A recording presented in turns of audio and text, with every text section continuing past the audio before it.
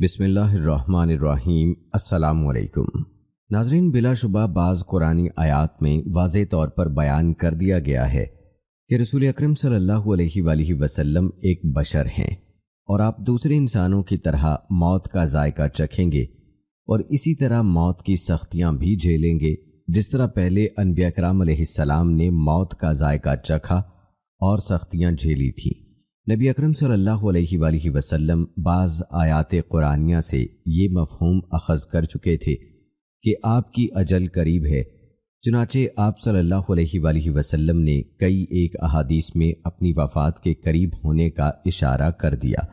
ان احادیث میں بعض تو وہ ہیں جن میں بڑی وضاحت سے وفات کا تذکرہ ہے، اور بعض احادیث میں ایسی صراحت تو موجود نہیں، لیکن چند جلیل القدر صحابہ کرام رضوان اللہ اجمعین جیسے سیدنا صدیق اکبر رضی اللہ تعالی عنہ، سیدنا عباس رضی اللہ تعالی عنہ اور سیدنا معاذ رضی اللہ تعالی عنہ نے ان احادیث سے یہ نتیجہ اخذ کر لیا کہ آفتاب نبوت عن قریب غروب ہونے والا ہے۔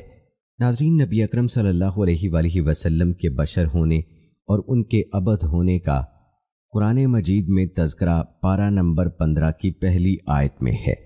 سبحان الذی اسری بعبدہ لیلا من المسجد الحرام الی المسجد الاقصی الذی بارکنا حولہ لنوری من آیات۔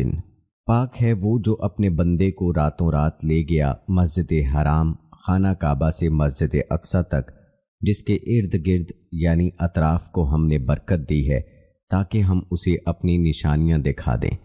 اور اسی طرح ناظرین، اگر ہم کلمہ شہادت پڑھتے ہیں تو اس میں بھی عبد کا ذکر آتا ہے، یعنی اللہ کا بندہ، تو اس سے یہ ثابت ہوتا ہے کہ وہ اللہ کے رسول اور اللہ کے بندے ہیں، اور بے شک ہر انسان اور ہر بندے نے موت کا ذائقہ چکھنا ہے۔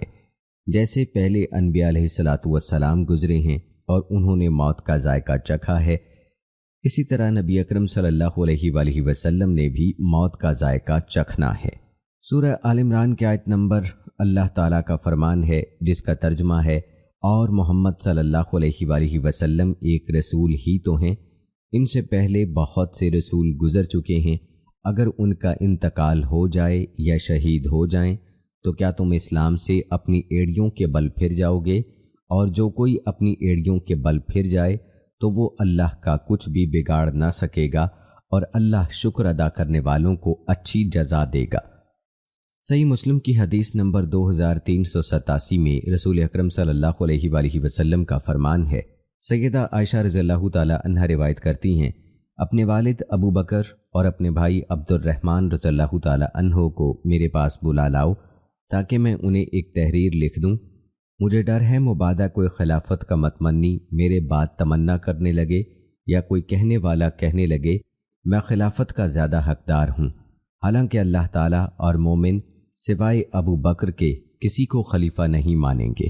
تو ناظرین، آج کی ویڈیو میں ہم رسول اکرم صلی اللہ علیہ وآلہ وسلم کے وصال اور سیدنا صدیق اکبر رضی اللہ تعالی عنہ کی خلافت کے بارے میں بات کریں گے۔ جس طرح میں نے قرآن پاک کی آیت اور حدیث کا حوالہ دے کر آپ کو بتایا کہ کس طرح سے رسول اکرم صلی اللہ علیہ وآلہ وسلم نے سیدہ عائشہ صدیقہ رضی اللہ تعالی عنہا سے باروایت ایک حدیث صحیح مسلم کی حدیث نمبر 2387 میں فرمایا کہ سیدنا صدیق اکبر رضی اللہ تعالی عنہ کو اپنا خلیفہ مقرر کیا، تو انشاءاللہ اسی طرح سے رسول اکرم صلی اللہ علیہ وآلہ وسلم کے وصال اور سیدنا صدیق اکبر رضی اللہ تعالی عنہ کے خلافت کے بارے میں قرآن و احادیث کی روشنی میں آپ کو بتائیں گے۔ آج کی ویڈیو انتہائی اہم ہونے والی ہے، سو آپ نے اس کو بغیر سکپ کیے آخر تک لازمی دیکھنا ہے۔ تو آئیے باقاعدہ آغاز کرتے ہیں اپنی آج کی اس ویڈیو کا، اور سب سے پہلے تذکرہ کرتے ہیں نبی اکرم صلی اللہ علیہ وآلہ وسلم کے مرض الموت کے آغاز کا۔ ناظرین، نبی اکرم صلی اللہ علیہ وآلہ وسلم ماہ ذی الحجہ 10 ہجری میں حجۃ الوداع سے فراغت کے بعد واپس مدینہ منورہ تشریف لائے، اور ذی الحجہ کے باقی ایام محرم اور سفر کے مہینے مدینہ منورہ ہی میں بسر کیے۔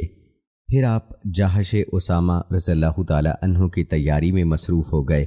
آپ نے اس لشکر کا امیر حضرت اسامہ بن زید رضی اللہ تعالی عنہ کو مقرر فرمایا اور انہیں ملکہ اور فلسطین کے علاقوں کی طرف پیش قدمی کا حکم دیا۔ چنانچہ لوگ تیار ہو گئے، جن میں مہاجرین و انصار دونوں گروہوں کے افراد شامل تھے۔ حضرت اسامہ رضی اللہ تعالی عنہ 18 سالہ نوجوان تھے۔ بعض لوگوں نے مہاجرین و انصار اور صحابہ کرام رضوان اللہ اجمعین پر اسامہ بن زید رضی اللہ تعالی عنہ کے بطور امیر تقرب پر یہ اعتراض کیا کہ آپ آزاد کردہ غلام ہیں۔ نبی اکرم صلی اللہ علیہ وآلہ وسلم نے حضرت اسامہ رضی اللہ تعالی عنہ کی امارت پر اس اعتراض کو مسترد کر دیا اور فرمایا، اگر اب تم نے اسامہ کی امارت پر اعتراض کیا ہے تو اس سے پہلے تم اس کے والد کی امارت پر بھی اعتراض کر چکے ہو۔ اللہ کی قسم، زید یقیناً امارت کے قابل تھا اور میرے محبوب اور پسندیدہ لوگوں میں سے ایک تھا۔ اس کے بعد اس کا یہ بیٹا میرے محبوب اور پسندیدہ لوگوں میں سے ہے۔ لوگ ابھی جہاد کی غرض سے جیش اسامہ میں شمولیت کی تیاری کر رہے تھے کہ نبی اکرم صلی اللہ علیہ وآلہ وسلم کے مرض الموت کا آغاز ہو گیا۔ رسول اللہ صلی اللہ علیہ وآلہ وسلم کے مرض الموت اور وفات کے مابین جو اہم واقعات رونما ہوئے، آئیے آپ کو وہ بتاتے ہیں۔ رسول اللہ صلی اللہ علیہ وآلہ وسلم شہدائے احد کی قبروں کی زیارت کے لیے تشریف لے گئے اور ان کے لیے دعا فرمائی۔ رسول اللہ صلی اللہ علیہ وآلہ وسلم کی بیماری شدت اختیار کر گئی اور آپ نے اپنی ازواج مطہرات سے بیماری کے دن حضرت عائشہ رضی اللہ تعالی عنہا کے گھر بسر کرنے کی اجازت چاہی۔ رسول اللہ صلی اللہ علیہ وآلہ وسلم نے وصیت فرمائی کہ مشرکین کو جزیرہ عرب سے نکال دیا جائے اور پہلے کی طرح وفود کو آنے کی اجازت دی جائے۔ آپ نے اپنی قبر کو سجدہ گاہ بنانے کی ممانعت فرمائی۔ آپ صلی اللہ علیہ وآلہ وسلم نے اللہ تعالیٰ کے ساتھ حسن ظن رکھنے کی وصیت فرمائی۔ آپ صلی اللہ علیہ وآلہ وسلم نے نمازوں کی محافظت اور غلاموں کے ساتھ حسن سلوک کی وصیت فرمائی۔ آپ نے صاف اعلان کر دیا کہ اب نبوت کی بشارتوں کا سلسلہ باقی نہیں رہا، البتہ سچے خوابوں کا سلسلہ باقی ہے۔ آپ نے انصار کی خیر خواہی اور ان کے ساتھ بھلائی کے سلوک کی وصیت فرمائی۔ آپ نے ایام علالت میں ایک خطبہ ارشاد فرماتے ہوئے کہا، اللہ تعالیٰ نے ایک بندے کو اختیار دیا ہے کہ وہ دنیا کو پسند کر لے یا جو کچھ اللہ تعالیٰ کے پاس یعنی آخرت میں ہے اسے پسند کر لے، چنانچہ اس بندے نے اسے اختیار کر لیا جو اللہ تعالیٰ کے پاس ہے۔ یہ سن کر حضرت ابو بکر صدیق رضی اللہ تعالیٰ عنہ زاروں کے تار رونے لگے۔ حضرت ابو سعید خدری رضی اللہ تعالیٰ عنہ فرماتے ہیں کہ ہمیں حضرت ابو بکر صدیق رضی اللہ تعالیٰ عنہ کے رونے پر بڑا تعجب ہوا کہ رسول اللہ صلی اللہ علیہ وآلہ وسلم تو کسی ایسے شخص کا تذکرہ کر رہے ہیں جسے اپنی پسند کا اختیار دیا گیا ہے، بھلا اس میں رونے کی کیا بات ہے؟ لیکن در حقیقت اس ارشاد سے مراد خود رسول اللہ صلی اللہ علیہ وآلہ وسلم ہی تھے، جنہیں دنیا و آخرت میں کسی ایک کو پسند کرنے کا اختیار دیا گیا تھا۔ یقیناً حضرت ابو بکر صدیق رضی اللہ تعالی عنہ ہم سے زیادہ صاحب علم تھے۔ پھر رسول اللہ صلی اللہ علیہ وآلہ وسلم نے فرمایا، مجھے سب لوگوں سے بڑھ کر ابو بکر صدیق رضی اللہ تعالی عنہ نے اپنی صحبت اور مال سے ممنون احسان کیا ہے۔ اگر میں اپنے رب کے سوا کسی کو خلیل بناتا تو ابو بکر کو بناتا، لیکن ہمارا باہمی تعلق اسلامی بھائی چارے اور محبت کا ہے۔ مسجد میں ابو بکر صدیق رضی اللہ تعالی عنہ کے دروازے کے علاوہ کوئی دروازہ کھلا نہ رہنے دیا جائے۔ حافظ ابن حجر رحمہ اللہ فرماتے ہیں کہ رسول اللہ صلی اللہ علیہ وآلہ وسلم نے جس اشارے کے نائے سے اپنی وفات کی خبر دی تھی، اسے حضرت ابو بکر صدیق رضی اللہ تعالی عنہ اس بنا پر سمجھ گئے کہ رسول اللہ صلی اللہ علیہ وآلہ وسلم نے یہ بات اپنے مرض الموت کے دنوں میں بیان کی تھی۔ اس سے حضرت ابو بکر صدیق رضی اللہ تعالی عنہ کے ذہن رسا میں فوری طور پر یہ بات آئی کہ اس بندے کے الفاظ کے پردے میں در حقیقت آپ صلی اللہ علیہ وآلہ وسلم خود ہی اپنی طرف اشارہ فرما رہے ہیں، چنانچہ یہ علم انگیز بات سوچ کر آپ رو پڑے۔ اسی طرح رسول اللہ صلی اللہ علیہ وآلہ وسلم کی بیماری شدت اختیار کر گئی۔ نماز کا وقت ہوا تو حضرت بلال رضی اللہ تعالی عنہ نے اذان کہی۔ رسول اللہ صلی اللہ علیہ وآلہ وسلم نے فرمایا، ابو بکر سے کہو کہ وہ لوگوں کو نماز پڑھائیں۔ آپ صلی اللہ علیہ وآلہ وسلم سے عرض کیا گیا کہ حضرت ابو بکر صدیق رضی اللہ تعالی عنہ بڑے رقیق القلب انسان ہیں، وہ آپ کی جگہ پر کھڑے ہوں گے تو لوگوں کو نماز نہیں پڑھا سکیں گے۔ رسول اللہ صلی اللہ علیہ وآلہ وسلم نے اپنی بات دہرائی تو آپ کو دوبارہ وہی جواب دیا گیا۔ آپ نے تیسری مرتبہ اپنی بات کا اعادہ کیا اور فرمایا، بلا شبہ تم یوسف علیہ السلام کو بہلانے پھسلانے کی کوشش کرنے والی عورتوں کی طرح ہو۔ ابو بکر سے کہو کہ وہ لوگوں کو نماز پڑھائیں۔ ایک دن حضرت ابو بکر صدیق رضی اللہ تعالی عنہ نماز پڑھانے آئے تو رسول اللہ صلی اللہ علیہ وآلہ وسلم نے اپنے آپ کو ہلکا پھلکا اور روح بصیحت محسوس کیا۔ چنانچہ آپ 2 آدمیوں کا سہارا لے کر گھر سے باہر تشریف لائے۔ راوی کہتا ہے کہ وہ منظر اب بھی میری آنکھوں کے سامنے ہے کہ رسول اللہ صلی اللہ علیہ وآلہ وسلم شدید تکلیف کی وجہ سے اپنی دونوں مبارک ٹانگوں سے گھسٹ گھسٹ کر تشریف لا رہے تھے۔ حضرت ابو بکر صدیق رضی اللہ تعالی عنہ نے پیچھے ہٹنا چاہا، لیکن نبی اکرم صلی اللہ علیہ وآلہ وسلم نے اشارے سے آپ کو اپنی جگہ پر کھڑا رہنے کا حکم دیا۔ آپ کو قریب لایا گیا، حتیٰ کہ آپ حضرت ابو بکر صدیق رضی اللہ تعالی عنہ کے پہلو میں بیٹھ گئے۔ عامش رحمہ اللہ علیہ جو کہ اس حدیث کے راوی ہیں، ان سے پوچھا گیا کہ نبی کریم صلی اللہ علیہ وآلہ وسلم نماز پڑھا رہے تھے اور حضرت ابو بکر صدیق رضی اللہ تعالی عنہ آپ صلی اللہ علیہ وآلہ وسلم کی نماز کی اقتدا کرتے ہوئے ساتھ ساتھ نماز پڑھا بھی رہے تھے، اور لوگ حضرت ابو بکر صدیق رضی اللہ تعالی عنہ کی اقتدا میں نماز ادا کر رہے تھے۔ عامش رحمہ اللہ نے اس بات میں سر ہلا کر اس بات کی توثیق کی، یعنی ہاں میں انہوں نے جواب دیا۔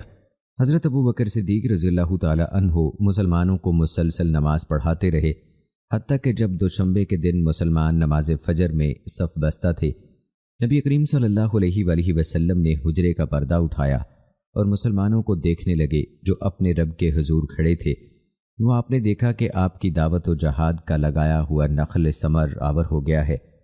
امت اسلامیہ نمازوں کی حفاظت کی تربیت پا چکی ہے، چاہے ان کے نبی ان میں موجود ہوں یا ان کی نظروں سے اوجھل ہوں، وہ ہر حال میں نمازوں کی پابندی کرتے ہیں۔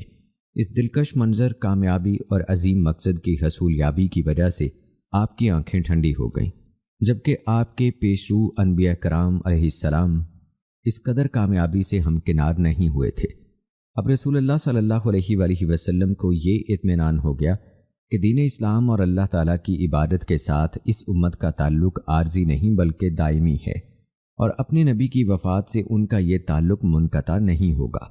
چنانچہ آپ صلی اللہ علیہ وآلہ وسلم نے فرط مسرت کا اظہار کیا، اور اللہ تعالیٰ ہی بہتر جانتا ہے کہ آپ اس موقع پر کس قدر شاداں و فرحاں تھے۔ خوشی کی وجہ سے آپ کا چہرہ مبارک پہلے سے بڑھ کر روشن ہو گیا۔ صحابہ کرام رضوان اللہ مجمعین فرماتے ہیں کہ نبی کریم صلی اللہ علیہ وآلہ وسلم نے حضرت عائشہ رضی اللہ تعالی عنہا کے حجرے کا پردہ اٹھایا اور کھڑے ہو کر ہمیں دیکھنے لگے۔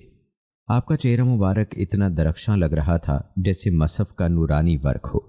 آپ نے تبسم فرمایا اور پھر فرط مسرت سے ہنس پڑے۔ ہم بھی فرط مسرت سے بے قابو ہو گئے، ہمیں یہ خدشہ لاحق ہو گیا مبادا شدت جذبات سے ہماری نماز ٹوٹ جائے۔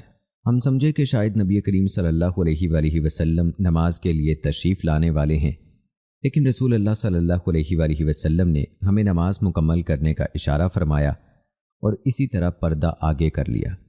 نماز سے فراغت کے بعد صحابہ کرام اپنے اپنے کاموں میں مشغول ہو گئے، اور حضرت ابو بکر صدیق رضی اللہ تعالی عنہ اپنی بیٹی حضرت عائشہ رضی اللہ تعالی عنہا کے پاس تشریف لے گئے اور کہا لگتا ہے کہ رسول اللہ صلی اللہ علیہ وآلہ وسلم کی بیماری دور ہو گئی ہے۔ حضرت ابو بکر صدیق رضی اللہ تعالی عنہ کا یہ دن آپ کی بیوی بنت خارجہ کی باری کا دن تھا۔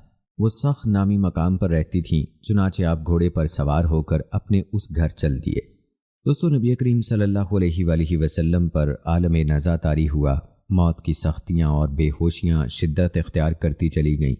حضرت اسامہ بن زید رضی اللہ تعالی عنہ آپ کی خدمت میں حاضر ہوئے، لیکن آپ صلی اللہ علیہ وآلہ وسلم میں نکاحت کی وجہ سے بات کرنے کی سکت بھی نہیں تھی، چنانچہ آپ خاموش رہے۔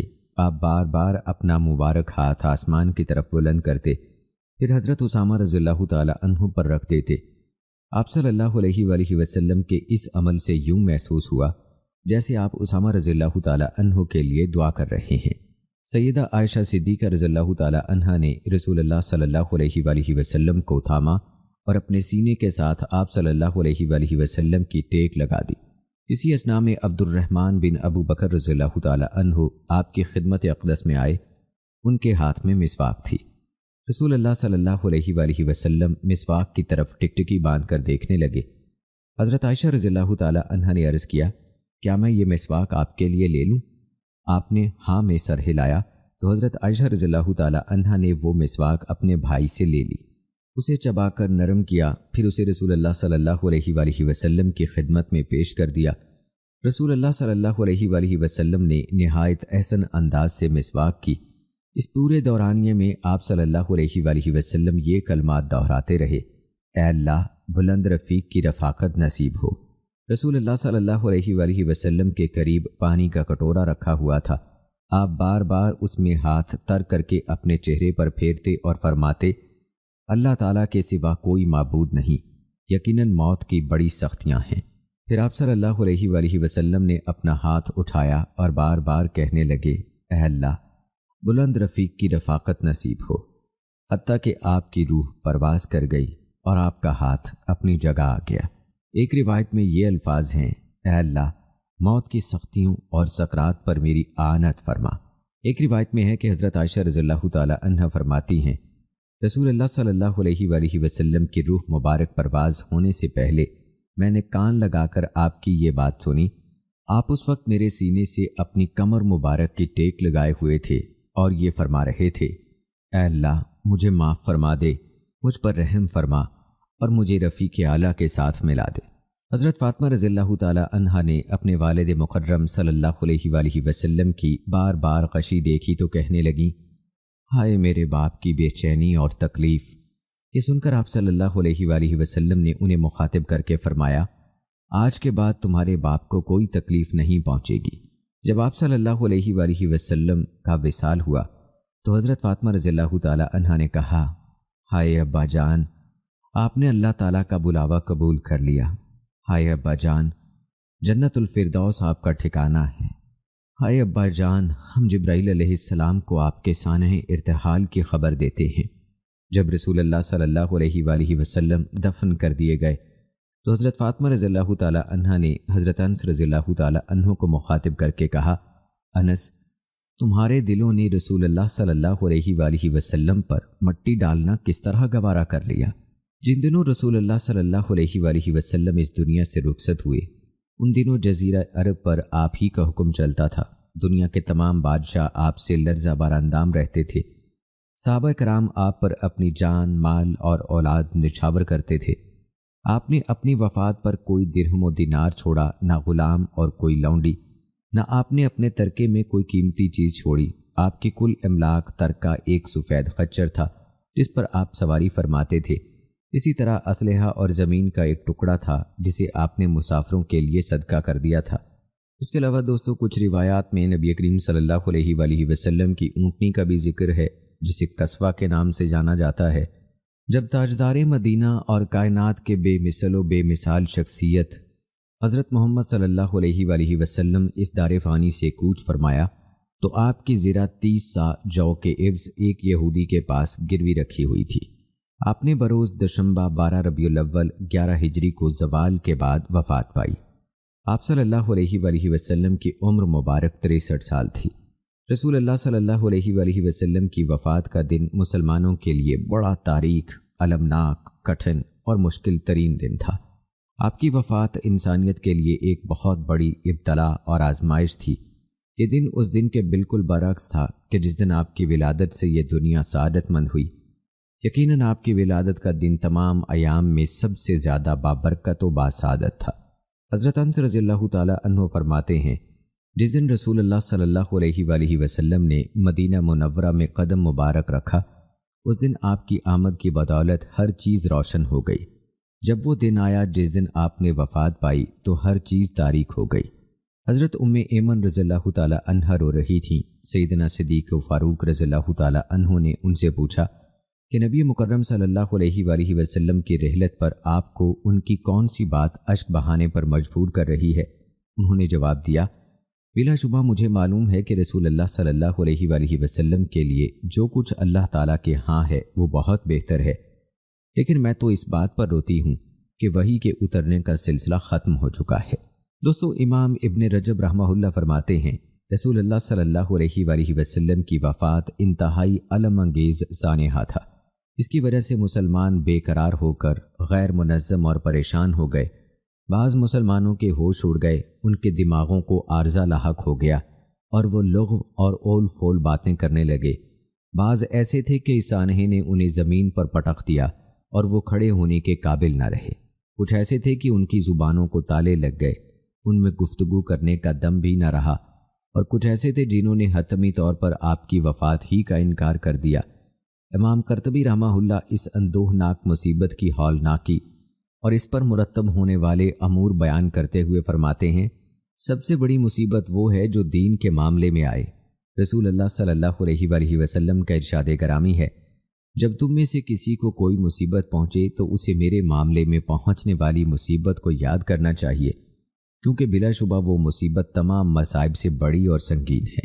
रसूल अल्लाह सल्लल्लाहु अलैहि वसल्लम ने बिल्कुल सच फरमाया, बिलाशुबा आपके मामले में पहुँचने वाली मुसीबत उन तमाम मसाइब से बड़ी और तकलीफ़ दे थी जो आपके बाद रोज़े क़यामत तक मुसलमानों को पहुँचेंगी। इस मुसीबत की बिना पर वही मुनक़ता हो गई, नबूवत दाग़े मुफ़ारकत दे गई और अरब के इर्तदाद के साथ नित नए फितनों और शर के ज़हूर का आगाज़ हो गया। चुनाचे आप सल्लल्लाहु अलैहि वसल्लम की वफ़ात खैर व भलाई मुनक़ता होने का आगाज़ और मुसलमानों के नुकसान की इब्तदा साबित हुई। इब्न इसहाक़ रहमतुल्लाह अलैह फरमाते हैं, जब रसूल अल्लाह सल्लल्लाहु अलैहि वसल्लम ने वफ़ात पाई तो मुसलमानों का दर्द व करब और मुसीबत बड़ी संगीन सूरत इख्तियार कर गई। हज़रत आयशा सिद्दीक़ा रज़ियल्लाहु ताला अन्हा से मनकूल एक बात मुझे पहुँची है कि उन्होंने फरमाया, जब नबी करीम सल्लल्लाहु अलैहि वसल्लम ने वफ़ात पाई तो अरब मुर्तद हो गए, यहूदी और नसरानी सर उठाने लगे, नफाक खुलकर सामने आ गया और मुसलमान अपने नबी सल्लल्लाहु अलैहि वसल्लम की जुदाई पर सर्द रात में बारिश में भीगी हुई बकरी की मानिंद हो गए। काजी अबू बकर बिन अरबी रहमतुल्लाह अलैह फरमाते हैं, वफ़ात नबी सल्लल्लाहु अलैहि वसल्लम पर मुसलमानों के अहवाल गैर मुनज़्ज़म और परेशान कुन हो गए। रसूल अल्लाह सल्लल्लाहु अलैहि वसल्लम की वफ़ात कमर तोड़ सानेहा था। हज़रत अली रज़ियल्लाहु ताला अन्हु इस कदर गमगीन और परेशान हुए कि हज़रत फ़ातिमा रज़ियल्लाहु ताला अन्हा के घर में रूपोश होकर बैठ गए। हज़रत उस्मान रज़ियल्लाहु ताला अन्हु पर सकूत तारी हो गया और हज़रत उमर रज़ियल्लाहु ताला अन्हु जैसे जर्री इंसान मारे गम के बेतुकी बातें करने लगे और कहने लगे, रसूल अल्लाह सल्लल्लाहु अलैहि वसल्लम फौत नहीं हुए, बल्कि आपके रब ने आपसे इसी तरह मुलाकात का वादा किया है जिस तरह हज़रत मूसा अलैहिस्सलाम से मुलाकात का वादा किया था। रसूल अल्लाह सल्लल्लाहु अलैहि वसल्लम ज़रूर वापस आएंगे और ऐसी चहम गोइयाँ करने वाले लोगों के हाथ पांव काट देंगे। जब हज़रत अबू बकर सिद्दीक़ रज़ियल्लाहु ताला अन्हु ने इस सानहे की खबर सुनी तो फ़ौरन घोड़े पर सवार होकर सख्त से मदीना मुनव्वरा तशरीफ़ लाए। घोड़े से उतरे, मस्जिद नबवी में दाखिल हुए, लोगों से कोई गुफ्तगू नहीं की, सीधे हज़रत आयशा रज़ियल्लाहु ताला अन्हा के हुजरे में पहुँचे जहाँ रसूलुल्लाह सल्लल्लाहु अलैहि वसल्लम का जस्द अथर यमनी कपड़े से ढका हुआ था। हज़रत अबू बकर सिद्दीक़ रज़ियल्लाहु ताला अन्हु ने आपके चेहरे मुबारक से कपड़ा हटाया और झुककर आपके सर मुबारक का बोसा लिया और फरते गम से रो पड़े। फिर फरमाया, मेरा बाप आप पर कुर्बान हो, अल्लाह ताला आपको 2 मरतबा मौत नहीं देगा। जो मौत आपके हक़ में लिखी गई थी वो आ चुकी। हज़रत अबू बकर सिद्दीक़ रज़ियल्लाहु ताला अन्हु हुजरे से बाहर निकले। हज़रत उमर रज़ियल्लाहु ताला अन्हु अभी तक लोगों से महवे गुफ्तगू थे। आपने फरमाया, उमर बैठ जाओ। लेकिन हज़रत उमर रज़ियल्लाहु ताला अन्हु ने जोश ग़ज़ब में अपनी गुफ्तगू जारी रखी। हज़रत अबू बकर सिद्दीक़ रज़ियल्लाहु ताला अन्हु खड़े हो गए और ख़ुतबा देने लगे। आपने अल्लाह ताला की हम्द व सना बयान करने के बाद फरमाया, अम्मा बाद, तुम में से जो शख्स हज़रत मोहम्मद सल्लल्लाहु अलैहि वसल्लम की इबादत करता है वो जान ले कि मोहम्मद सल्लल्लाहु अलैहि वसल्लम वफ़ात पा चुके हैं, और जो शख्स अल्लाह ताला की इबादत करता है तो अल्लाह ताला यकीनन ज़िंदा है, उसे कभी मौत नहीं आएगी। फिर आपने ये आयत मुबारक तिलावत फरमाई जिसका तर्जुमा है, और मोहम्मद सल्लल्लाहु अलैहि वसल्लम एक रसूल ही तो हैं, उनसे पहले बहुत से रसूल गुज़र चुके हैं। अगर उनका इंतकाल हो जाए या ये शहीद हो जाएं तो क्या तुम इस्लाम से अपनी एड़ियों के बल फिर जाओगे? और जो कोई अपनी एड़ियों के बल फिर जाए तो वो अल्लाह का कुछ भी बिगाड़ ना सकेगा और अल्लाह शुक्र अदा करने वालों को अच्छी जज़ा देगा। ये सुनकर लोग इस कदर रोए कि रोते रोते उनकी हिचकी बंध गई। हज़रत उमर रज़ियल्लाहु ताला अन्हु फरमाते हैं कि जो ही मैंने हज़रत अबू बकर सिद्दीक़ रज़ियल्लाहु ताला अन्हु को इस आयत की तिलावत करते सुना, मेरे कदमों में मेरा बोझ सहारने की सकत ही न रही। मैं ज़मीन पर गिर पड़ा और मुझे यकीन हो गया कि वाकई रसूलुल्लाह सल्लल्लाहु अलैहि वसल्लम वफ़ात पा चुके हैं। امام قرطبی رحمہ اللہ فرماتے ہیں، یہ آیت کریمہ حضرت ابو بکر صدیق رضی اللہ تعالی عنہ کی شجاعت، جرت اور پامردی کی سب سے بڑی دلیل ہے، کیونکہ جرت اور شجاعت کی تعریف یہ ہے کہ مصائب کے چھا جانے پر دل مطمئن اور پرسکون رہے، مضطرب اور بے قابو نہ ہو، آدمی کے اوسان بحال رہیں، اور بڑی سے بڑی مصیبت بھی رسول اللہ صلی اللہ علیہ وآلہ وسلم کی وفات سے بڑھ کر سنگین نہیں ہو سکتی۔ چنانچہ اس سے آپ صلی اللہ علیہ وآلہ وسلم کی شجاعت و بصالت اور علمی مقام نمایاں ہو گیا۔ بعض لوگوں نے، جن میں حضرت عمر رضی اللہ تعالی عنہ بھی شامل تھے، یہ کہنا شروع کر دیا کہ رسول اللہ صلی اللہ علیہ وآلہ وسلم فوت نہیں ہوئے۔ حضرت عثمان رضی اللہ تعالی عنہ کی زبان پر مہر سکوت لگ گئی، حضرت علی رضی اللہ تعالی عنہ روپوش ہو گئے اور معاملات بے قابو اور غیر منظم ہو گئے، حتیٰ کہ حضرت ابو بکر صدیق رضی اللہ تعالی عنہ نے اپنی جائے مسکن سخت سے آ کر اس آیت کریمہ کی تلاوت کر کے حقیقت آشکار کی۔ سیدنا ابو بکر صدیق رضی اللہ تعالی عنہ کے ان مختصر کلمات اور قرآن مجید سے استدلال کی بدولت لوگوں پر چھائے ہوئے حیرت و وحشت کے سائے چھٹنے لگے، اور لوگ حواس باختگی سے نکل کر صحیح فہم و شعور کی دنیا میں لوٹ آئے کہ اللہ وحدہ لا شریک ہی وہ یکتا ذات ہے جو حی و قیوم، اس پر کبھی موت طاری نہیں ہوگی، اکیلا وہی ہے جو عبادت اور پوجا کا مستحق ہے، اور اسلام حضرت محمد صلی اللہ علیہ وآلہ وسلم کی وفات کے بعد بھی باقی رہے گا۔ ایک روایت میں حضرت ابو بکر صدیق رضی اللہ تعالی عنہ کا یہ قول نقل کیا گیا ہے کہ آپ نے فرمایا، یقیناً اللہ تعالیٰ کا دین قائم و دائم ہے، اللہ تعالیٰ کا کلمہ کامل ہے، یقیناً اللہ تعالیٰ اس آدمی کی مدد کرنے والا ہے جو اس کے دین کی مدد کرتا ہے، اور اللہ تعالیٰ اپنے دین کو عزت و رفعت سے نوازنے والا ہے۔ یقیناً اللہ تعالیٰ کی کتاب قرآن کریم ہمارے درمیان موجود ہے جو نور اور شفا ہے، اس کے ذریعے اللہ تعالیٰ نے حضرت محمد صلی اللہ علیہ وآلہ وسلم کو صراط مستقیم دکھائی تھی، اس میں اللہ تعالیٰ کے حلال اور حرام کردہ امور موجود ہیں۔ اللہ کی قسم، ہمیں ہرگز پرواہ نہیں کہ کون ہمارے خلاف لشکر جمع کرتا ہے، یقیناً اللہ تعالیٰ کی تلواریں سونتی ہوئی ہیں۔ ہم نے رسول اللہ صلی اللہ علیہ وآلہ وسلم کی وفات کے بعد انہیں میان میں نہیں ڈالا، ہمارے خلاف بھی جو صف بستہ ہوگا ہم اس کے خلاف اسی طرح جہاد کریں گے جس طرح ہم رسول اللہ صلی اللہ علیہ وآلہ وسلم کی مائیت میں جہاد کرتے تھے، لہٰذا کوئی زیادتی کرے نہ حد سے بڑھے، اگر کوئی ایسا کرے گا تو در حقیقت اس کی یہ زیادتی اور ظلم بذات خود اس کے اپنے ہی خلاف ہوگا۔ حضرت محمد صلی اللہ علیہ وآلہ وسلم کی وفات بڑی ہی دلدوز مصیبت اور آزمائش تھی۔ اس آنے کے دوران اور اس کے بعد حضرت ابو بکر صدیق رضی اللہ تعالی عنہ کی شخصیت امت اسلامیہ کے ایسے منفرد قائد کی حیثیت سے ابھری جس کی کوئی مثال نہیں تھی۔ بلا شبہ آپ کا دل پختہ ایمان و یقین سے لبریز تھا، حقائق کے رسوخ سے یہ یقین مزید نکھر گیا، اور آپ نے عبودیت، نبوت اور موت کی حقیقت کو پہچان لیا۔ یوں اس نازک اور پر آشوب صورتحال میں آپ کی حکمت و دانائی رنگ لائی، اور آپ لوگوں کو ساتھ لے کر توحید کی آغوش میں آ گئے۔ آپ نے فرمایا کہ جو شخص اللہ تعالیٰ کی عبادت کرتا ہے تو وہ جان لے کہ اللہ تعالیٰ حی و قیوم ہے، اسے کبھی موت نہیں آئے گی۔ حضرت ابو بکر صدیق رضی اللہ تعالی عنہ کے ناقابل تسخیر ایمان و یقین کی بدولت مسلمانوں کے قلوب و اذہان میں توحید ہمیشہ تر و تازہ اور سدا بہار رہی۔ جیسے ہی انہوں نے حضرت ابو بکر صدیق رضی اللہ تعالی عنہ کی نصیحت اور یاد دہانی سنی، وہ حق کی طرف لوٹ آئے۔ حضرت عائشہ رضی اللہ تعالی عنہ فرماتی ہیں، اللہ کی قسم، یوں محسوس ہوتا تھا جیسے لوگ یہ جانتے ہی نہیں تھے کہ اللہ تعالیٰ نے یہ آیت بھی نازل فرمائی ہے، حتیٰ کہ جب حضرت ابو بکر صدیق رضی اللہ تعالی عنہ نے اس آیت کی تلاوت کی تو آپ ہی سے لوگوں نے یہ آیت سیکھی، پھر جسے بھی دیکھا گیا وہ یہی آیت تلاوت کر رہا تھا۔ دوستو، جب صحابہ کرام رضوان اللہ مجمعین کو رسول اللہ صلی اللہ علیہ وآلہ وسلم کی وفات کا علم ہوا تو انصار اسی دن بروز دوشنبہ 12 ربیع الاول 11 ہجری کو ثقیفہ بنی سعدہ میں جمع ہوئے۔ پھر وہ رسول اللہ صلی اللہ علیہ وآلہ وسلم کے بعد خلافت کے معاملات سنبھالنے کے لیے کسی شخص کے انتخاب کے بارے میں باہم سوچ بچار اور گفت و شنید کرنے لگے۔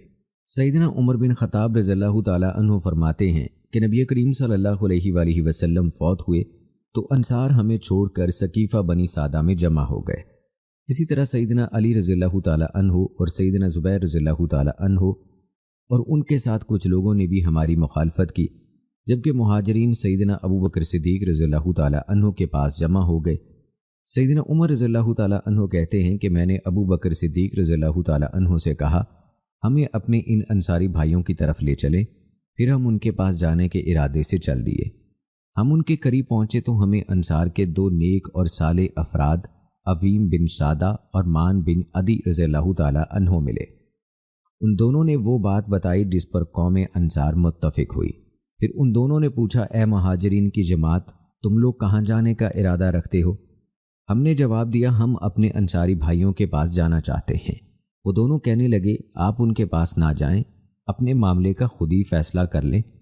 سیدنا عمر رضی اللہ تعالیٰ عنہ فرماتے ہیں میں نے کہا اللہ کی قسم ہم ان کے پاس ضرور جائیں گے۔ چنانچہ ہم آگے چل دیے اور ثقیفہ بنی سعدہ میں انصار کے پاس پہنچ گئے۔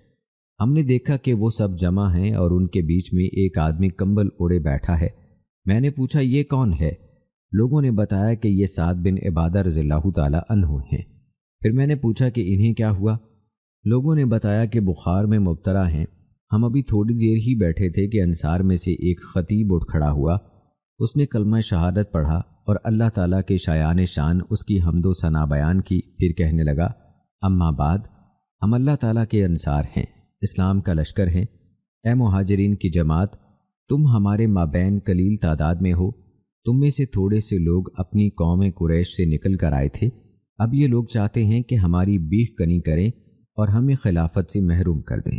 وہ آدمی خاموش ہوا تو میں نے گفتگو کرنا چاہی۔ میں نے موقع محل کی مناسبت سے اپنے دل میں خوبصورت الفاظ سے مزین اپنی ایک پسندیدہ عمدہ تقریر تیار کر لی تھی اور چاہتا تھا کہ میں حضرت ابو بکر صدیق رضی اللہ تعالیٰ عنہ سے پہلے اسے پیش کروں۔ میں اس گفتگو سے مجلس کی آتش غضب کو محبت اور آپس کی دلجوئی میں تبدیل کرنا چاہتا تھا، لیکن جب میں نے کلام کرنا چاہا تو حضرت ابو بکر صدیق رضی اللہ تعالیٰ عنہ نے فرمایا ذرا ٹھہرو۔ میں نے انہیں ناراض کرنا اچھا نہ سمجھا، چنانچہ انہوں نے تقریر کی۔ حضرت ابو بکر صدیق رضی اللہ تعالیٰ عنہ مجھ سے کہیں زیادہ حلیم، بردبار اور باوقار تھے۔ اللہ کی قسم میری اپنے دل میں آراستہ کی ہوئی تقریر کا کوئی کلمہ ایسا نہیں تھا جو مجھے بھایا ہو، اور ابو بکر صدیق رضی اللہ تعالیٰ عنہ نے اپنی بے ساختہ اور فی البدی تقریر میں وہ جملہ نہ کہہ دیا ہو یا اس سے بہتر اور فصیح تر کلمہ اس کی جگہ نہ بولا ہو۔ پھر آپ تقریر کر کے خاموش ہو گئے۔ بعد ازاں سیدنا ابو بکر صدیق رضی اللہ تعالیٰ عنہ نے فرمایا آپ نے اپنے بارے میں جو ذکر خیر کیا ہے واقعی آپ اس کے اہل اور مستحق ہیں، لیکن خلافت قریش کے سوا کسی اور قبیلے کے لیے مناسب نہیں ہوگی، کیونکہ قریش ازرو نسب اور علاقہ تمام اقوام عرب سے اعلیٰ ہیں۔ میں نے ان دونوں میں سے ایک شخص کو تمہارے لیے پسند کیا ہے، لہٰذا تم ان میں سے جس کی چاہو بیعت کر لو۔ حضرت ابو بکر صدیق رضی اللہ تعالیٰ عنہ ہمارے ساتھ ہی بیٹھے ہوئے تھے۔ آپ نے آخری جملہ کہتے ہوئے میرا اور حضرت ابو عبیدہ بن جراح رضی اللہ تعالیٰ عنہ کا ہاتھ پکڑا۔ حضرت ابو بکر صدیق رضی اللہ تعالیٰ عنہ کی اس بات کے علاوہ مجھے ان کی اور کوئی بات ناگوار نہیں گزری۔ اللہ کی قسم مجھے آگے کر دیا جاتا اور بے گناہ میری گردن تن سے جدا کر دی جاتی تو یہ معاملہ مجھے اس بات سے زیادہ محبوب تھا کہ میں کسی ایسی قوم کا امیر بنوں جس میں حضرت ابو بکر صدیق رضی اللہ تعالیٰ عنہ جیسی شخصیت موجود ہو۔ خدایا ممکن ہے کہ موت کے وقت میرے دل میں کوئی ایسی بات آ جائے جو اب میرے دل میں نہیں۔ بہرحال انصار میں سے ایک آدمی کہنے لگا میری رائے کو بڑی اہمیت حاصل ہے، اس کے بغیر گاڑی چلنا ناممکن ہے۔ میں ہی اس مسئلے کا حل بتا سکتا ہوں۔ میری رائے ہے کہ ایک امیر ہم میں سے ہو اور ایک امیر تم میں سے ہو۔ یہ بات سن کر مجلس میں شور برپا ہو گیا، آوازیں بلند ہو گئیں، حتیٰ کہ مجھے مسلمانوں کے مابین اختلاف پھوٹ پڑنے کا خطرہ محسوس ہونے لگا۔ میں نے کہا ابو بکر رضی اللہ تعالیٰ عنہ اپنا ہاتھ بڑھائیے۔ انہوں نے اپنا ہاتھ بڑھایا تو میں نے ان کی بیعت کر لی، اور مہاجرین نے بھی آپ کی بیعت کر لی، اور پھر انصار نے بھی آپ کی بیعت کر لی۔ مسند احمد کی روایت میں ہے کہ حضرت ابو بکر صدیق رضی اللہ تعالیٰ عنہ نے جب تقریر فرمائی تو انہوں نے کوئی ایسی بات نہیں چھوڑی جو انصار کے بارے میں نازل ہوئی ہو یا رسول اکرم صلی اللہ علیہ وآلہ وسلم نے انصار کی شان میں فرمائی ہو۔ آپ نے فرمایا یقیناً تم جانتے ہو کہ رسول اللہ صلی اللہ علیہ وآلہ وسلم نے فرمایا تھا اگر لوگ ایک وادی میں چلیں اور انصار دوسری وادی میں چلیں تو میں انصار کی وادی میں چلوں گا۔ سعد تمہیں معلوم ہے کہ تم بیٹھے ہوئے تھے اور رسول اللہ صلی اللہ علیہ وآلہ وسلم نے تمہاری موجودگی میں فرمایا تھا، قریش خلافت کے منتظم اور والی ہوں گے، لوگوں میں سے نیک ان کے نیک آدمی کی اور ان میں سے فاجر آدمی ان کے فاجر کی پیروی کریں گے۔ اس پر حضرت سعد بن عبادہ رضی اللہ تعالی عنہ نے فرمایا، آپ نے سچ فرمایا ہے، ہم وزراء ہوں گے اور آپ عمراء ہوں گے۔ دوستو، امام احمد رحمہ اللہ کے بیان کردہ روایت سے یہ بات واضح ہو جاتی ہے کہ حضرت ابو بکر صدیق رضی اللہ تعالی عنہ کتنی دانش مندی سے مسلمانوں کو کسی فتنے میں مبتلا کیے بغیر انصار کے دلوں کو مسخر کر کے اپنی مبنی برحق رائے کو منوانے میں کامیاب ہوئے۔ آپ نے کتاب و سنت میں وارد انصار کے فضائل و مناقب بیان کر کے انہیں خراج تحسین پیش کیا۔ مد مقابل کی خدمات کو سراہنا اور اسے خراج تحسین پیش کرنا اسلامی منہج ہے۔ اس کا مقصد یہ ہوتا ہے کہ مد مقابل پر انصاف کی بالادستی کا اظہار ہو اور مخالف کے منصفانہ ضمیر کو بیدار کیا جائے، اس کی آتشی غضب کو رفتہ رفتہ مان کیا جائے اور فخر و غرور اور انانیت کے اسباب کا قلع کما کر دیا جائے، تاکہ حق کے نمایاں ہو جانے پر قلوب قبول حق کے لیے تیار ہو جائیں۔ رسول اللہ صلی اللہ علیہ وآلہ وسلم کے اسوہ حسنہ سے ہمیں بہت سی ایسی مثالیں ملتی ہیں جو ایسے خراج تحسین کے جواز پر روشنی ڈالتی ہیں۔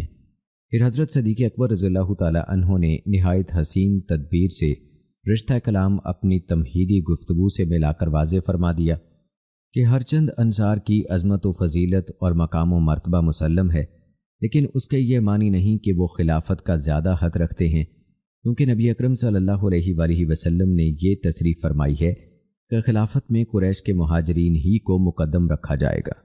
ابن عربی مالکی رحمہ اللہ بیان کرتے ہیں کہ حضرت ابو بکر صدیق رضی اللہ تعالی عنہ نے قریش کی خلافت پر رسول اللہ صلی اللہ علیہ وآلہ وسلم کی اس وصیت سے استدلال کیا جس میں آپ صلی اللہ علیہ وآلہ وسلم نے انصار کے ساتھ حسن سلوک اور بھلائی کا برتاؤ کرنے، انصار کے نیکوکار لوگوں کو قبول کرنے اور ان کے خطا کار سے درگزر کرنے کی وصیت فرمائی۔ حضرت ابو بکر صدیق رضی اللہ تعالی عنہ نے مہاجرین کا حق کے خلافت ثابت کرنے کے لیے جو دیگر دلائل بطور حجت پیش کیے، ان میں سے ایک دلیل یہ بھی تھی کہ اللہ تعالیٰ نے ہم مہاجرین کا نام الصادقین یعنی سچے اور تمہارا نام المفلحین فلاح پانے والے رکھا ہے۔ یوں دراصل آپ نے اللہ تعالیٰ کے اس فرمان کی طرف اشارہ کیا جس کا ترجمہ ہے، مال فے ان مہاجر فقراء کے لیے ہے جو اپنے گھروں اور اپنے مالوں سے نکالے گئے، وہ اللہ کا فضل اور اس کی رضا ڈھونڈتے ہیں اور اللہ اور اس کے رسول کی مدد کرتے ہیں، یہی لوگ سچے ہیں، اور ان کے لیے ہے جنہوں نے مدینہ کو گھر بنا لیا تھا اور ان مہاجرین سے پہلے ایمان لا چکے تھے، وہ انصار ان سے محبت کرتے ہیں جو ان کی طرف ہجرت کرے، اور وہ اپنے دلوں میں اس مال کی کوئی حاجت نہیں پاتے جو ان یعنی مہاجرین کو دیا جائے، اور اپنی ذات پر ان کو ترجیح دیتے ہیں اگرچہ خود انہیں سخت ضرورت ہو، اور جو کوئی اپنے نفس کے لالچ سے بچا لیا گیا تو وہی لوگ فلاح پانے والے ہیں۔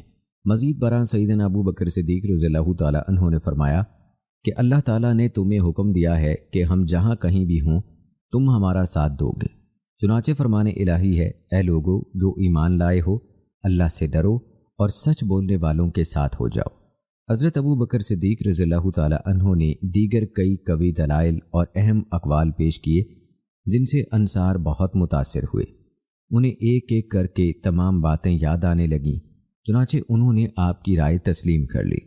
حضرت ابو بکر صدیق رضی اللہ تعالی عنہ نے اپنے خطاب میں یہ بھی واضح فرمایا کہ خلافت کے لیے نامزد کی جانے والی قوم میں یہ لیاقت ضرور موجود ہونی چاہیے کہ عالم عرب اس کی سیادت اور حکمرانی کو قبول کرے، تمام معاملات مستحکم رہیں اور امن و امان برقرار رہے، اور وہ قوم ایسی ہو کہ اس کی حکومت میں ہوتے ہوئے مملکت میں مختلف قسم کی شورشیں اور فتنے جنم نہ لینے پائیں۔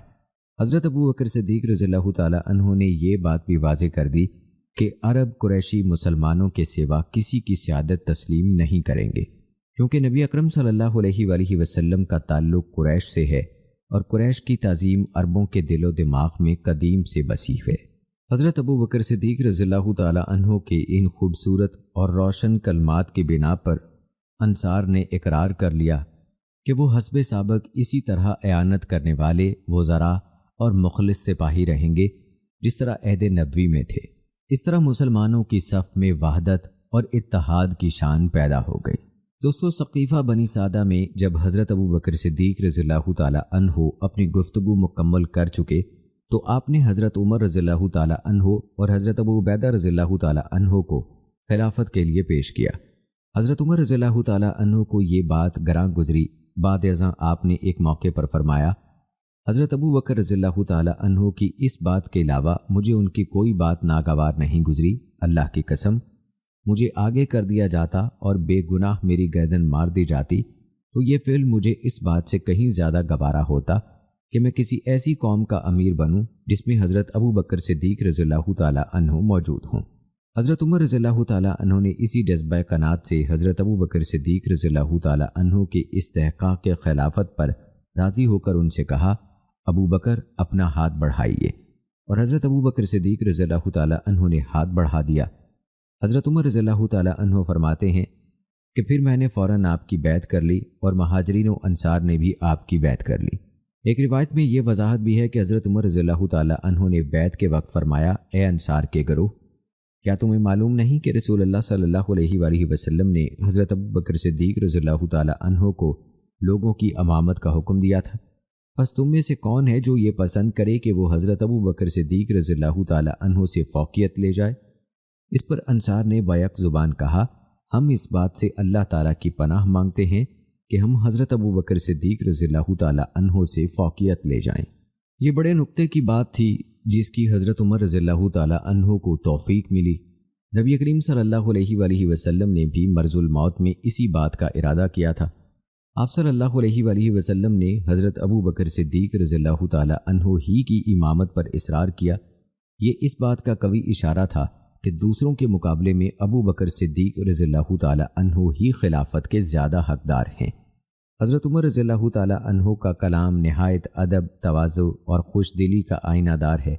انہوں نے خلافت سے خود اپنی دستبرداری کا اعلان جس بلیغ پیرائے میں کیا وہ اپنی مثال آپ ہے۔ حضرت ابوبکر صدیق رضی اللہ تعالیٰ عنہ کی امارت سے بے رغبتی آپ کے اس خطبے سے عیاں ہوتی ہے جس میں آپ نے خلافت قبول کرنے کی مجبوری بیان کی تھی۔ آپ نے فرمایا، اللہ کی قسم، میں کبھی کسی دن امارت کا حریص ہوا، نہ میں نے کسی شب کو امارت کا لالچ کیا، میں اس طرف کبھی راغب نہ ہوا، میں نے کبھی عیاں یا نہاں اللہ تعالیٰ سے اس کا سوال نہیں کیا، لیکن مجھے فتنے کا ڈر پیدا ہو گیا، اس لیے میں نے امارت قبول کر لی۔ امارت میں میرے لیے کوئی راحت نہیں ہے، یہ ایک نہایت سنگین معاملہ ہے جو میرے سپرد کر دیا گیا ہے۔ مجھ میں اللہ تعالیٰ کی نصرت و تائید کے بغیر اس معاملے سے عہدہ برا ہونے کی طاقت نہیں ہے۔ میں تو یہ چاہتا ہوں کہ آج لوگوں میں سب سے زیادہ قوی شخص اس منصب پر فائز ہوتا۔ یہ بات بھی ثابت ہے کہ سیدنا ابوبکر صدیق رضی اللہ تعالیٰ عنہ نے فرمایا، میری آرزو تو یہ ہے کہ کاش ثقیفہ بنی سعدہ کے روز میں نے منصب خلافت کو ان دو آدمیوں یعنی ابو عبیدہ رضی اللہ تعالیٰ عنہ اور عمر رضی اللہ تعالیٰ عنہ میں سے کسی ایک کے حوالے کر دیا ہوتا اور خود میں ان کا وزیر بن جاتا۔ حضرت ابوبکر صدیق رضی اللہ تعالیٰ عنہ نے اپنے متعدد خطبات میں خلافت کی ذمہ داری اٹھانے سے معذرت ظاہر کی۔ ایک مرتبہ آپ نے فرمایا، لوگوں، تمہارے خلافت کے معاملے کو میں تمہارے سپرد کرتا ہوں، تم یہ منصب جسے چاہو سونپ دو، میں تمہارا ایک ادنا آدمی بن کر رہوں گا۔ لوگوں نے آپ کو جواب دیا، آپ رسول اللہ صلی اللہ علیہ وآلہ وسلم کے رفیق غار اور ثانی اثنین ہیں، ہم آپ ہی کی قیادت پر راضی ہیں۔ حضرت ابوبکر صدیق رضی اللہ تعالیٰ عنہ نے خلافت کے بارے میں مسلمانوں کے ہر قسم کے اعتراضات بخوبی دور کیے اور ان سے حلف اطاعت لیا۔ بیعت خلافت کے 3 یا 7 دن بعد ممبر رسول صلی اللہ علیہ وآلہ وسلم پر کھڑے ہوئے اور فرمایا، لوگو، اللہ تعالیٰ کو یاد کرو، تم میں سے جو شخص میری بیعت کرنے پر نادم ہے وہ کھڑا ہو جائے۔ اس پر حضرت علی رضی اللہ تعالیٰ عنہ کھڑے ہو گئے۔ آپ کے پاس تلوار تھی۔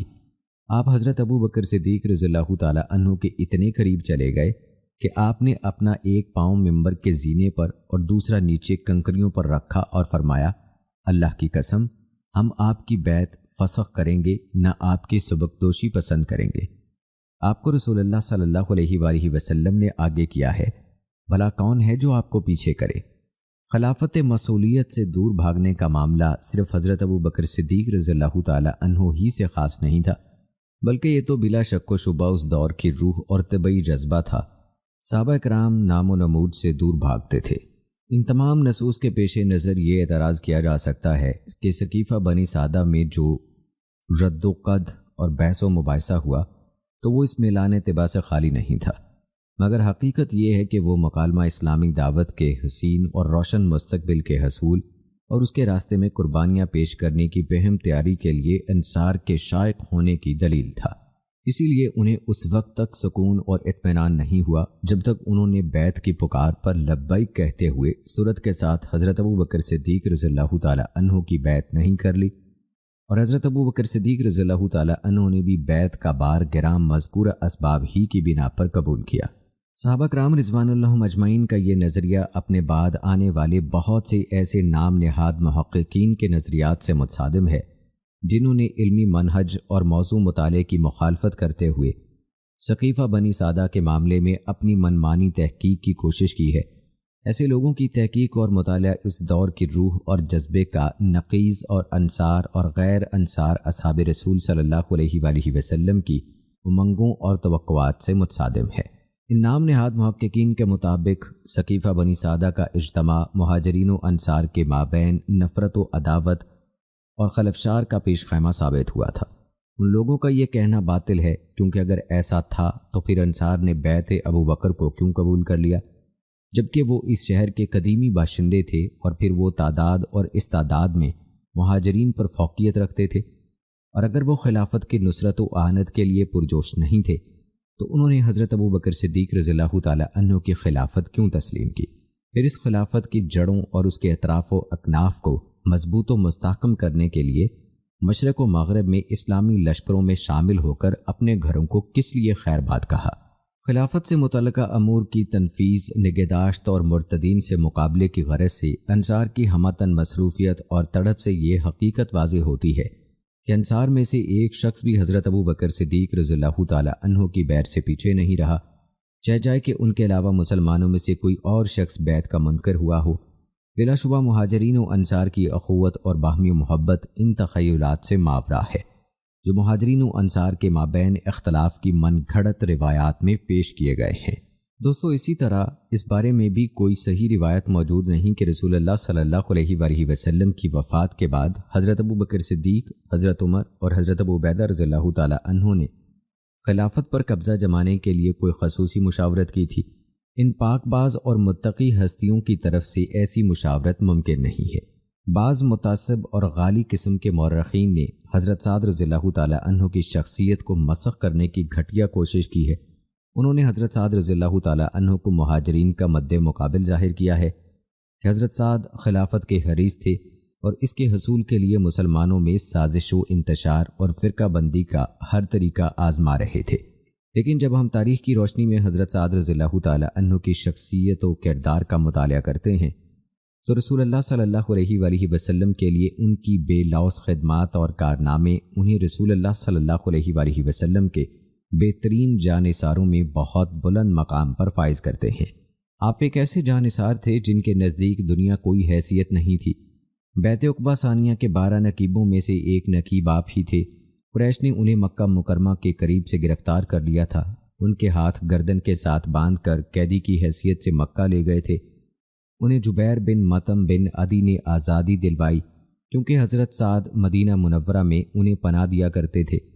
حضرت سعد رضی اللہ تعالی عنہ وہ خوش نصیب شخص ہیں جنہیں جنگ بدر میں شامل ہو کر بدری صحابی ہونے کا عظیم اعزاز حاصل ہے۔ آپ کا گھرانہ جود و سخا میں معروف تھا۔ رسول اللہ صلی اللہ علیہ وآلہ وسلم بھی آپ کی اس صفت کے معترف تھے۔ رسول اللہ صلی اللہ علیہ وآلہ وسلم کے بعد آپ اور سعد بن معاذ رضی اللہ تعالی عنہ پر بہت اعتماد کرتے تھے۔ جنگ خندق کے موقع پر رسول اللہ صلی اللہ علیہ وآلہ وسلم نے مدینہ منورہ کا 1/3 پھل آئینہ بن حسن فزاری کو دینے کا مشورہ کیا تو دونوں حضرات سعد بن عبادہ اور سعد بن معاذ رضی اللہ تعالی عنہ کا جواب ان کے ایمان کی گہرائی اور کمال فدویت کی دلیل تھا۔ دوستو، قرآن مجید میں ایسی متعدد آیات آئی ہیں جن میں اس بات کا واضح اشارہ موجود ہے کہ نبی کریم صلی اللہ علیہ وآلہ وسلم کا خلیفہ ہونے کا سب سے زیادہ حق حضرت ابو بکر صدیق رضی اللہ تعالی عنہ کا ہے۔ اس حوالے سے دوستو میں آپ کو دلائل دیتا چلوں۔ پہلی دلیل قرآن پاک کی ایک آیت ہے جس کا ترجمہ ہے، ہمیں سیدھا راستہ دکھایا، ان لوگوں کا راستہ جن پر تو نے انعام کیا، ان کا نہیں جن پر تیرا غضب ہوا، اور نہ گمراہوں کا۔ دوستو، اسی طرح اس بارے میں بھی کوئی صحیح روایت موجود نہیں کہ رسول اللہ صلی اللہ علیہ وآلہ وسلم کی وفات کے بعد حضرت ابو بکر صدیق، حضرت عمر اور حضرت ابو عبیدہ رضی اللہ تعالیٰ عنہ نے خلافت پر قبضہ جمانے کے لیے کوئی خصوصی مشاورت کی تھی۔ ان پاک باز اور متقی ہستیوں کی طرف سے ایسی مشاورت ممکن نہیں ہے۔ بعض متعصب اور غالی قسم کے مورخین نے حضرت سعد رضی اللہ تعالیٰ عنہ کی شخصیت کو مسخ کرنے کی گھٹیا کوشش کی ہے۔ انہوں نے حضرت سعد رضی اللہ تعالیٰ عنہ کو مہاجرین کا مد مقابل ظاہر کیا ہے کہ حضرت سعد خلافت کے حریص تھے اور اس کے حصول کے لیے مسلمانوں میں سازش و انتشار اور فرقہ بندی کا ہر طریقہ آزما رہے تھے۔ لیکن جب ہم تاریخ کی روشنی میں حضرت سعد رضی اللہ تعالیٰ عنہ کی شخصیت و کردار کا مطالعہ کرتے ہیں تو رسول اللہ صلی اللہ علیہ وآلہ وسلم کے لیے ان کی بے لوث خدمات اور کارنامے انہیں رسول اللہ صلی اللہ علیہ وآلہ وسلم کے بہترین جانثاروں میں بہت بلند مقام پر فائز کرتے ہیں۔ آپ ایک ایسے جانثار تھے جن کے نزدیک دنیا کوئی حیثیت نہیں تھی۔ بیعت عقبہ ثانیہ کے 12 نقیبوں میں سے ایک نقیب آپ ہی تھے۔ قریش نے انہیں مکہ مکرمہ کے قریب سے گرفتار کر لیا تھا۔ ان کے ہاتھ گردن کے ساتھ باندھ کر قیدی کی حیثیت سے مکہ لے گئے تھے۔ انہیں جبیر بن مطعم بن عدی نے آزادی دلوائی کیونکہ حضرت سعد مدینہ منورہ میں انہیں پناہ دیا کرتے تھے۔ حضرت سعد رضی اللہ تعالیٰ عنہ وہ خوش نصیب شخص ہیں جنہیں جنگ بدر میں شامل ہو کر بدری صحابی ہونے کا عظیم اعزاز حاصل ہے۔ آپ کا گھرانہ جود و سخا میں معروف تھا۔ رسول اللہ صلی اللہ علیہ وآلہ وسلم بھی آپ کی اس صفت کے معترف تھے۔ رسول اللہ صلی اللہ علیہ وآلہ وسلم کے بعد آپ اور سعد بن معاذ رضی اللہ تعالیٰ عنہ پر بہت اعتماد کرتے تھے۔ جنگ خندق کے موقع پر رسول اللہ صلی اللہ علیہ وآلہ وسلم نے مدینہ منورہ کا 1/3 پھل آئینہ بن حسن فزاری کو دینے کا مشورہ کیا تو دونوں حضرات سعد بن عبادہ اور سعد بن معاذ رضی اللہ تعالیٰ عنہ کا جواب ان کے ایمان کی گہرائی اور کمال فدویت کی دلیل تھا۔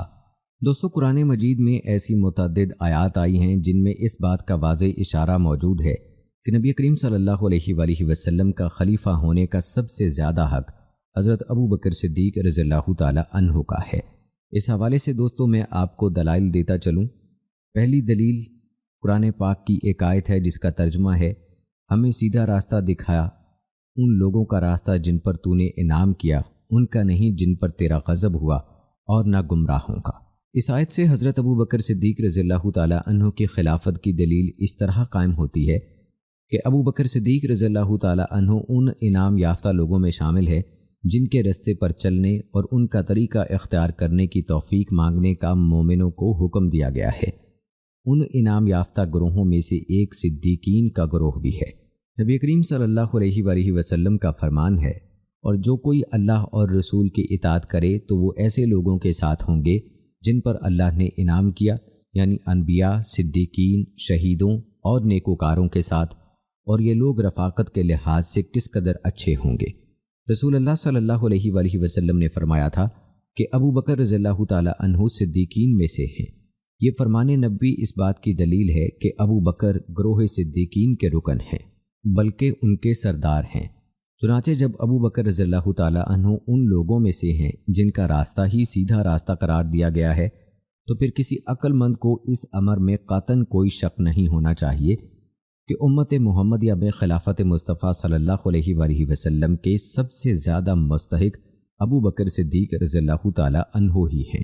پھر قرآن پاک میں اللہ تعالیٰ کا فرمان ہے جس کا ترجمہ ہے، اے ایمان والو، تم میں سے جو کوئی اپنے دین سے پھر جائے تو پھر جلد اللہ ایسے لوگ لائے گا، وہ ان سے محبت کرتا ہوگا اور وہ اس سے محبت کرتے ہوں گے، وہ مومنوں پر نرمی کرنے والے ہوں گے اور کافروں پر سختی کرنے والے، وہ اللہ کی راہ میں جہاد کریں گے اور کسی ملامت کرنے والے کی ملامت سے نہیں ڈریں گے۔ یہ اللہ کا فضل ہے، وہ جسے چاہتا ہے عطا کرتا ہے، اور اللہ بڑی وسعت والا، خوب جاننے والا ہے۔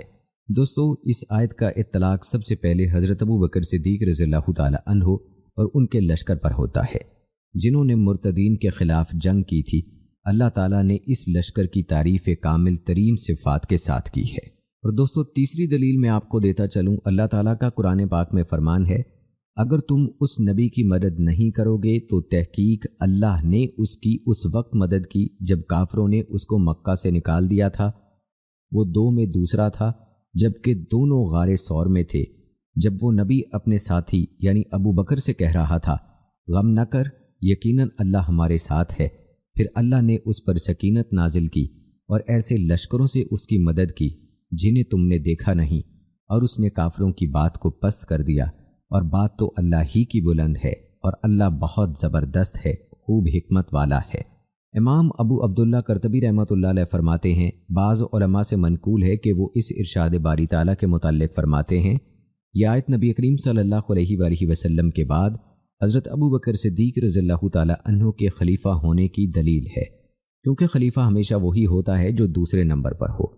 میں نے اپنے استاد ابو العباس احمد بن عمر رحمہ اللہ کو فرماتے ہوئے سنا، انہوں نے کہا حضرت ابو بکر رضی اللہ تعالیٰ عنہ ثانی اثنین ہونے کے لقب کے مستحق اس لیے ٹھہرے کیونکہ نبی اکرم صلی اللہ علیہ وآلہ وسلم کے بعد انہوں نے امور سلطنت کو اسی طرح جاری رکھا جس طرح رسول اللہ صلی اللہ علیہ وآلہ وسلم نے چلایا تھا۔ وہ اس طرح کہ نبی اکرم صلی اللہ علیہ وآلہ وسلم کی وفات کے بعد تمام عرب قبائل مرتد ہو گئے تھے۔ اسلام صرف مدینہ منورہ، مکہ مکرمہ اور جواسہ میں باقی رہ گیا تھا۔ اس وقت ابو بکر صدیق رضی اللہ تعالی عنہ نے لوگوں کو پوری قوت کے ساتھ اسلام کی دعوت دی اور دین اسلام میں واپس نہ آنے پر ان کے خلاف اسی طرح جہاد کیا جس طرح نبی کریم صلی اللہ علیہ وآلہ وسلم نے منکرین اسلام کے ساتھ جنگیں لڑی تھیں۔ اس لحاظ سے ابو بکر صدیق رضی اللہ تعالی عنہ ثانی اثنین کے لقب کے مستحق ٹھہرے۔ اور دوستو، حضرت ابو بکر صدیق رضی اللہ تعالی عنہ کے خلیفہ اول ہونے کی ایک اور دلیل میں یہاں آپ کو دیتا چلوں۔ قرآن پاک میں اللہ تعالیٰ کا فرمان ہے، اور قبول اسلام میں سبقت کرنے والے مہاجرین اور انصار وہ لوگ جنہوں نے نیکوکاری کے ساتھ ان کی پیروی کی، اللہ ان سے راضی ہو گیا اور وہ اس سے راضی ہو گئے، اور اللہ نے ان کے لیے ایسے باغ تیار کیے ہیں جن کے نیچے نہریں بہتی ہیں، وہ ان میں ہمیشہ ہمیشہ رہیں گے۔ یہ بہت بڑی کامیابی ہے۔ دوستو، اس آیت مبارکہ سے حضرت ابو بکر صدیق رضی اللہ تعالی عنہ کی امامت کی حقانیت کی دلیل اس طرح اجاگر ہوتی ہے کہ ہجرت انسانی طبع پر نہایت شاق گزرتی ہے، لہٰذا جو سب سے پہلے یہ مشکل ترین کام کر گزرے وہ اس اطاعت میں دوسروں کے لیے اسوہ بن جاتا ہے۔ یہ عظیم مگر مشکل کام رسول اللہ صلی اللہ علیہ وآلہ وسلم کے دلی اطمینان اور فرحت کا باعث تھا۔ اسی طرح نبی اکرم صلی اللہ علیہ وآلہ وسلم کے ساتھ تعاون میں سبقت کرنا بھی ایک عظیم الشان عمل ہے۔ چنانچہ جب رسول اللہ صلی اللہ علیہ وآلہ وسلم مدینہ منورہ تشریف لائے تو آپ کی خدمت و مدد میں سبقت کرنے والے صحابہ عظیم ترین منصب کے حامل قرار پائے۔ جب یہ بات ثابت ہو گئی کہ ہجرت میں پہل کرنے اور نبی مکرم کی خدمت و تعاون میں سبقت کرنے سے یہ عظیم منصب حاصل ہوتا ہے، تو ابو بکر صدیق رضی اللہ تعالی عنہ ہجرت کرنے والوں میں سب سے سبقت لے گئے تھے، کیونکہ وہی نبی کریم صلی اللہ علیہ وآلہ وسلم کے سفر و حضر کے ساتھی اور خدمتگار تھے، اس لیے وہ مہاجرین میں بلند ترین مقام پر فائز ہو گئے۔ اس سے یہ بات ثابت ہوتی ہے کہ حضرت ابو بکر صدیق رضی اللہ تعالی عنہ وہ ہستی ہیں جن سے اللہ راضی ہو چکا ہے اور وہ اللہ سے راضی ہیں، اور یہ فضیلت کا اعلیٰ ترین مرتبہ ہے۔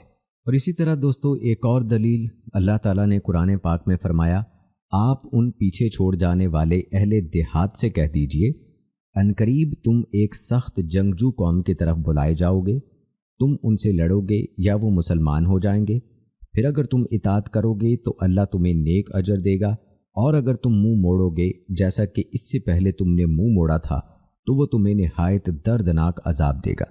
امام ابو الحسن اشعری رحمہ اللہ فرماتے ہیں، سورہ توبہ میں حضرت ابو بکر صدیق رضی اللہ تعالی عنہ کی امامت کی دلیل موجود ہے، جبکہ اللہ تعالیٰ نے اپنی نبی کی نصرت نہ کرنے والوں اور جہاد سے منہ موڑ کر بیٹھے رہنے والوں کے بارے میں ارشاد فرمایا، اے نبی، پھر اگر اللہ آپ کو ان منافقین کے کسی گروہ کی طرف واپس لے آئے، پھر وہ آپ سے جہاد پر نکلنے کی اجازت مانگیں تو کہہ دیجئے، اب تم میرے ساتھ جہاد پر کبھی نہیں نکلو گے اور نہ کبھی میرے ساتھ مل کر دشمن سے لڑو گے۔ تم پہلی بار پیچھے بیٹھ رہنے پر راضی ہو گئے تو اب بھی پیچھے رہنے والوں کے ساتھ بیٹھے رہو۔ ناظرین، آئیے کچھ دلائل آپ کو احادیث مبارکہ سے بھی دیتے ہیں۔ سیدنا ابو ہریرہ رضی اللہ تعالی عنہ بیان کرتے ہیں کہ نبی اکرم صلی اللہ علیہ وآلہ وسلم نے فرمایا، میں سویا ہوا تھا، مجھے خواب میں دکھایا گیا کہ میں اپنے حوض سے پانی نکال کر لوگوں کو پلا رہا ہوں۔ اتنے میں ابو بکر آ گئے، انہوں نے میرے ہاتھ سے ڈول لے لیا تاکہ مجھے آرام و سکون کا موقع دیں۔ انہوں نے 2 ڈول کھینچے، لیکن ان کے ڈول نکالنے میں کمزوری تھی، اللہ ان کی مغفرت فرمائے۔ پھر عمر آ گئے، انہوں نے ابو بکر سے ڈول لے کر خوب پانی نکالا۔ میں نے کبھی اس سے زیادہ قوت کے ساتھ ڈول کھینچتے کسی کو نہیں دیکھا، حتیٰ کہ لوگ سیر ہو کر چلے گئے اور حوض ابھی بھرا ہوا تھا اور بڑے جوش کے ساتھ پھوٹ رہا تھا۔ امام شافعی رحمہ اللہ فرماتے ہیں، انبیاء کرام کے خواب وہی ہیں۔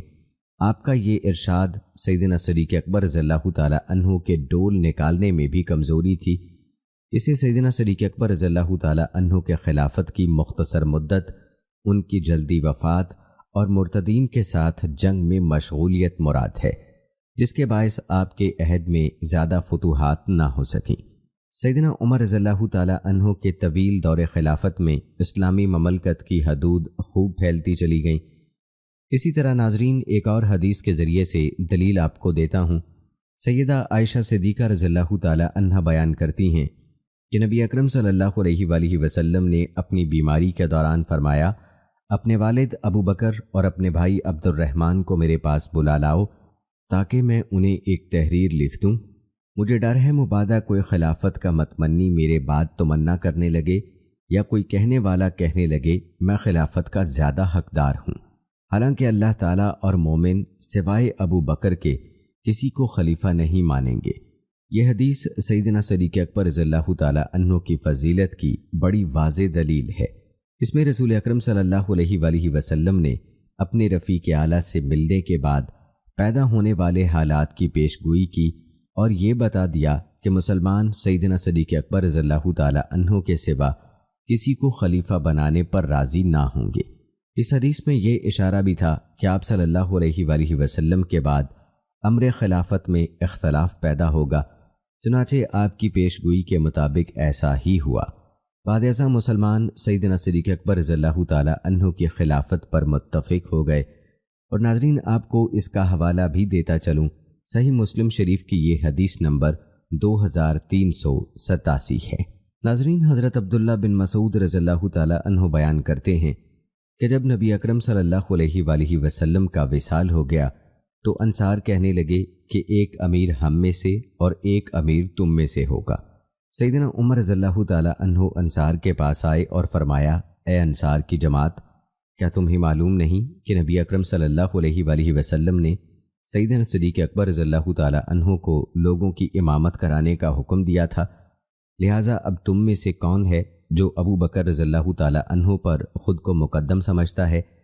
اس پر انصار نے جواب دیا، ہم اس بات سے اللہ کی پناہ مانگتے ہیں کہ ہم ابو بکر صدیق رضی اللہ تعالی عنہ پر خود کو مقدم کریں۔ اسی طرح ابن سعد رضی اللہ تعالی عنہ نے اپنی سند کے ساتھ حسن بصری رحمہ اللہ سے بیان کیا ہے کہ سیدنا علی رضی اللہ تعالی عنہ بیان کرتے ہیں، نبی اکرم صلی اللہ علیہ وآلہ وسلم کا وصال ہو گیا تو ہم نے اپنے حالات کا جائزہ لیا۔